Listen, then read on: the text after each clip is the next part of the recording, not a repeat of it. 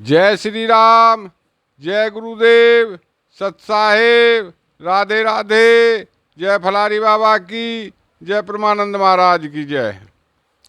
मनुष्य मनुष्य में भिन्नता नहीं है। भिन्नता का कारण उसका स्वार्थ है, जिससे वह अपनों को दूसरों से भिन्न समझकर व्यवहार करता है।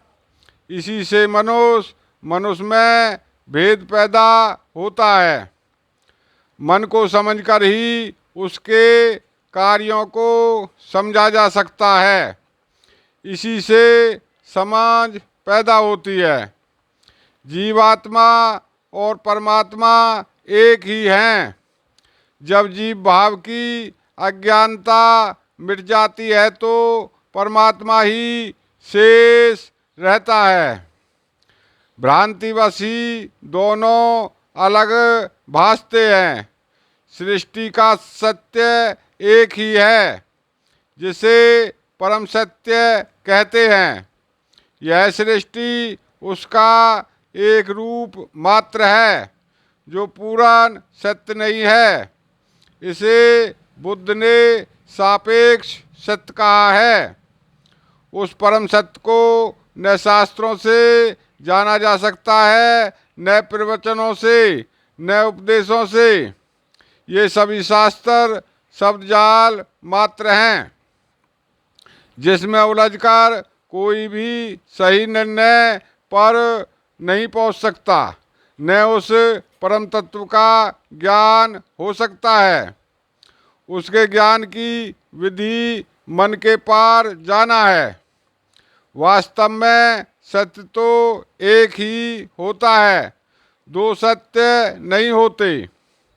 असत्य की भ्रांतिवश सत्य जैसा भासता है, किंतु वह सत्य होता नहीं है।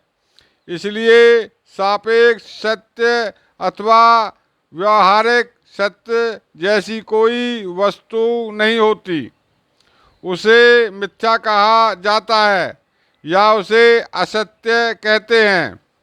उसे सत्य मान लेना मनुष्य अज्ञान ही है, उसका भ्रम मात्र है। सत्य एक ही है, वह है परमार्थिक सत्य। दूसरा सत्य है माना हुआ सत्य। माने हुए सत्य को पूर्ण सत्य मान लेना अज्ञान ही है, जो भ्रांति है, जिसका पोषण करते रहने से मनुष्य कभी पूर्ण सत्य को नहीं जान सकता। सत्य ही शाश्वत है, वह शाश्वत ही सत्य है। जो शाश्वत नहीं, नित्य परिवर्तनशील है, उसे सत्य कैसे माना जा सकता है। असत्य को सत्य मान लेना ही सभी रोग, शोक व दुखों का कारण है। मिथ्या में रहने वाला कभी सुखी नहीं रह सकता। सत्य का ज्ञान ही ईश्वर का ज्ञान है। ईश्वर ही सत्य है, वह सत्य ही ईश्वर है। भेदों को सत्य मानना ही अज्ञान है, जिसकी निवृत्ति सत्य ज्ञान से ही होती है। छोड़ ना पाने का नियम नहीं है। जिसने सब कुछ छोड़ दिया उसे भी नहीं मिला, और जनक जैसे ने कुछ भी नहीं छोड़ा, गृहस्थी ही बने रहे, फिर भी मिल गया। इसलिए मिलने का रहस्य कुछ और ही है, जिसे मनुष्य नहीं जानता। मिलने का एक रहस्य है, वह है ज्ञान। जो मिला ही हुआ है उसका ज्ञान, उसकी अनुभूति करना, यही तत्व ज्ञान है।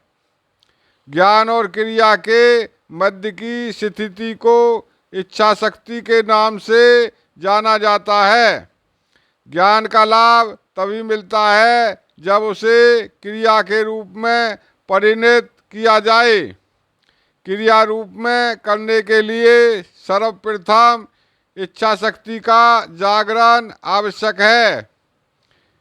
इसी के बल पर संसार में महान कार्य हुए हैं। दृढ़ इच्छा शक्ति वाले हानि लाभ से प्रभावित नहीं होते। जय श्री राम, जय गुरुदेव, सत साहिब, राधे राधे, जय फलारी बाबा की, जय परमानंद महाराज की जय।